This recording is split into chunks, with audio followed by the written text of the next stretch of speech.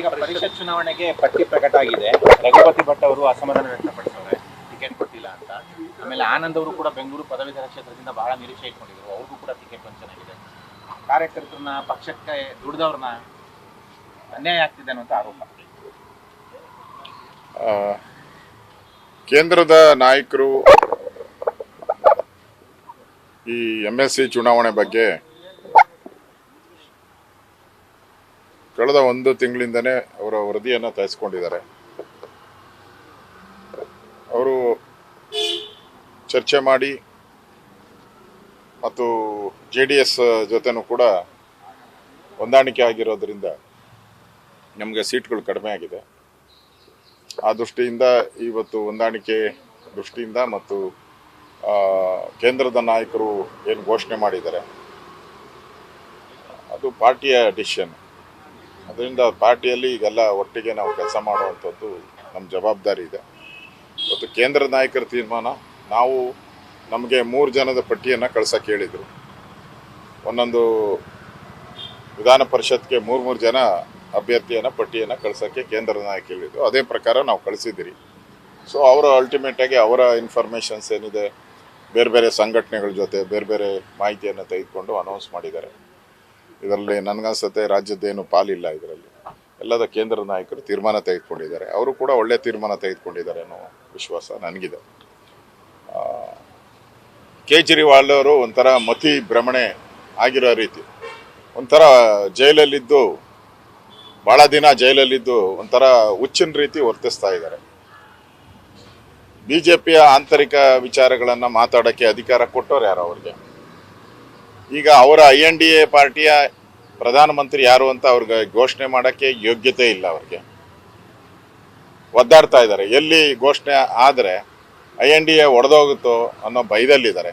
ಇವತ್ತು ನಮ್ಮ ಪಾರ್ಟಿಯ ಪ್ರಧಾನಮಂತ್ರಿ ಈಗಾಗಲೇ ಜಗಜ್ಜಾಹೀರಾತಾಗಿರೋದು ಪ್ರಪಂಚದಲ್ಲಿ, ಇಂಡಿಯಾದಲ್ಲ ಇಡೀ ಪ್ರಪಂಚದಲ್ಲೇ ಜಗಜ್ಜಾಹೀರಾತಾಗಿರುವಂಥದ್ದು ನರೇಂದ್ರ ಮೋದಿಯವರು ಈ ದೇಶದ ಪ್ರಧಾನಿ. ಮತ್ತು ಅದೇನೋ 75 ವರ್ಷ ಅಂತ ಎಲ್ಲಿದೆ? ಯಾವ BJPಯ ಕಾರ್ಯಕಾರಿಣಿ ಸಮಿತಿ? ನಾನು ಕೂಡ ಕಳೆದ 20 ವರ್ಷದಿಂದ ದೇಶದ national executive member. National executive member ಕಳೆದ 20 ವರ್ಷದಿಂದ ನಾನು ನ್ಯಾಷನಲ್ ಎಕ್ಸಿಕ್ಯೂಟಿವ್ ಮೆಂಬರು. ಏನೇ ತೀರ್ಮಾನ ಆಗಬೇಕಾದ್ರೂ ಆ ಥರದ್ದು ನ್ಯಾಷನಲ್ ಎಕ್ಸಿಕ್ಯೂಟಿವ್ ತೀರ್ಮಾನ ಆಗಬೇಕು. ಇದುವರೆಗೂ ಆ ಥರದ ಅಜೆಂಡಾ ಎಲ್ಲೂ ಬಂದಿಲ್ಲ. ಕಳೆದ ಬಾರಿನೂ ಕೂಡ ಮಧ್ಯಪ್ರದೇಶದಲ್ಲಿ 80 ವರ್ಷದವ್ರಿಗೆ 79, 75, 78 ಈ ಥರದವ್ರಿಗೆ 16 ಜನಕ್ಕೆ ಟಿಕೆಟ್ ಕೊಟ್ಟಿದ್ದಾರೆ. ನಮ್ಮ ರಾಜ್ಯದಲ್ಲೂ ಕೂಡ ಬೇಕಾದಷ್ಟು ಜನಕ್ಕೆ ಟಿಕೆಟ್ ಕೊಟ್ಟಿದ್ದೀರಿ. ನಾವು ತಿಪ್ಪಾರೆಡ್ಡಿ ಕೊಟ್ಟಿದ್ದೀರಿ, ಯಡಿಯೂರಪ್ಪನವ್ರು ಕೊಟ್ಟಿದ್ದೀರಿ, ಬೇಕಾದಷ್ಟು ಜನ ಕೊಟ್ಟಿದ್ದೀರಿ ನಾವು ಕೂಡ. ಅದರಿಂದ ಈ ಥರ 75 ವರ್ಷ ಅಂತ ಏನೂ ಕೂಡ BJPಯಲ್ಲಿ ಆ ಥರದ್ದು ಯಾವುದೇ ಕಾರ್ಯಕಾರಿ ಸಮಿತಿಯಲ್ಲಾಗಲಿ ಯಾವುದೇ ಒಂದು ಅಜೆಂಡಾದಲ್ಲಿ ಇಲ್ಲ. ಅದು ಹಾಗೇ ಸೃಷ್ಟಿಯಾಗಿರುವಂಥದ್ದು. ಅದರಿಂದ ನರೇಂದ್ರ ಮೋದಿಯವರು ಫುಲ್ ಟರ್ಮ್ ಪ್ರಧಾನಿಯಾಗಿ ಇರ್ತಾರೆ.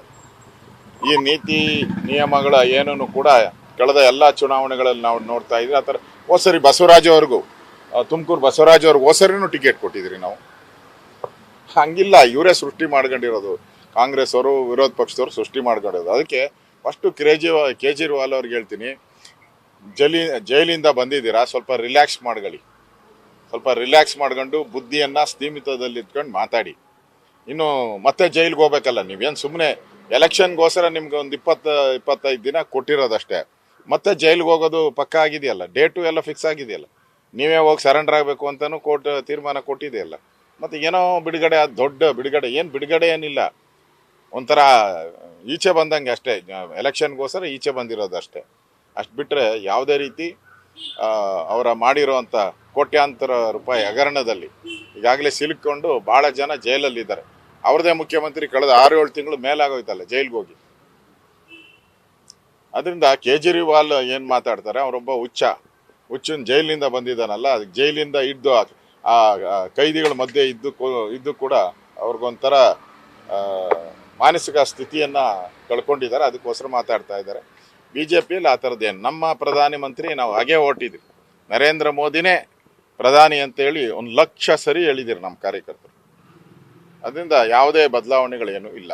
ಅವ್ರು ಇನ್ನೊಂದು ಮಾತಾಡ್ತಾರೆ, ಅಂದರೆ ಪಕ್ಷ ನಾಯಕರನ್ನೆಲ್ಲ ಜೈಲಿಗೆ ಕಳಿಸ್ತಾರೆ ಮತ್ತೆ NDA ಅಧಿಕಾರಕ್ಕೆ ಬಂದ್ರೆ ಅಂತ. ಮಮತಾ ಈಗ ತಪ್ಪು ಮಾಡಿಲ್ಲ ಅಂದರೆ ಜೈಲಿಗೆ ಹಾಕೋತಾರೆ.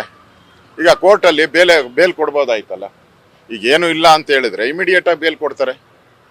ದಾಖಲೆಗಳು ಕೋರ್ಟಲ್ಲಿ ಪ್ರೊಡ್ಯೂಸ್ ಮಾಡಿಲ್ಲ ಅಂತ ಹೇಳಿದ್ರೆ 5 ನಿಮಿಷಕ್ಕೆ ಬೇಲ್ ಕೊಡ್ತಾರೆ ನ್ಯಾಯಾಲಯ. ಈಗ ಬೇಕಾದಷ್ಟು ಜನಕ್ಕೆ ಬೇಲ್ ಕೊಟ್ಟಿದ್ದಾರೆ. ಈಗ ಲಲ್ಲು ಪ್ರಸಾದ್ ಮೇವು ಹಗರಣದಲ್ಲಿ ಜೈಲಿಗೆ ಹೋಗಿ ಬಂದರು 2 ಸರಿ 3 ಸರಿ. ಹಂಗಾರೆ ತಪ್ಪದು?